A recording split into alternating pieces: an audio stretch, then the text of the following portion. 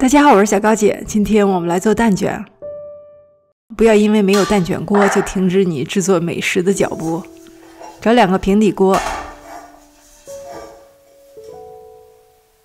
底儿越平越光滑，效果越好。到时候我们会用锅底来压蛋卷。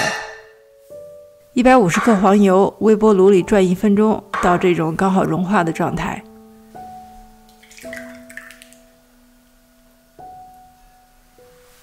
糖，一点奶油增加它的奶香味儿。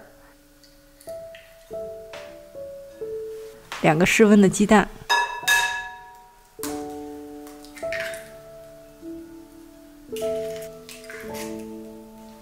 把它们搅拌均匀。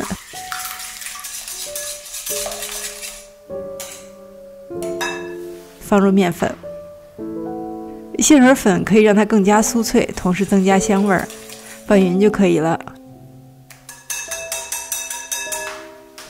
来准备锅，用之前薄薄涂1层油。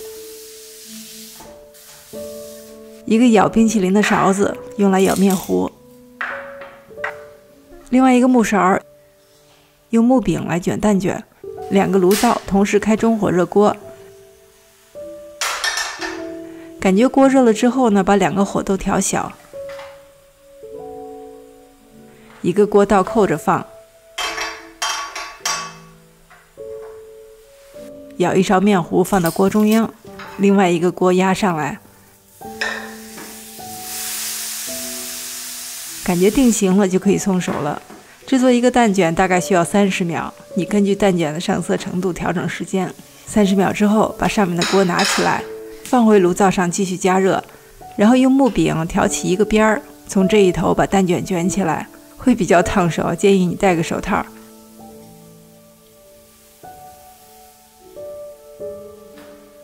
再来1个，把锅擦干净，同样的方法。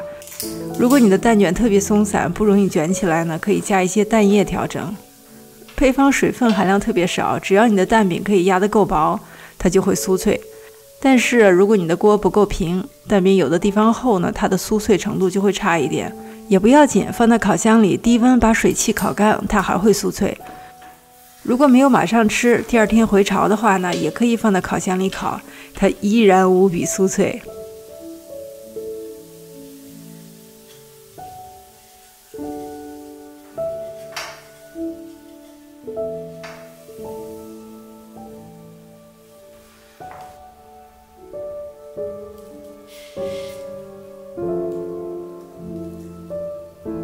稍微放凉一点点，我们来看看它的酥脆程度。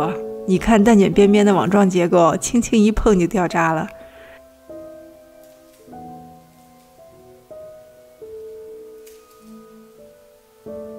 捏一下，是不是你期待的样子？谢谢大家收看，我是小高姐，我们下期再见。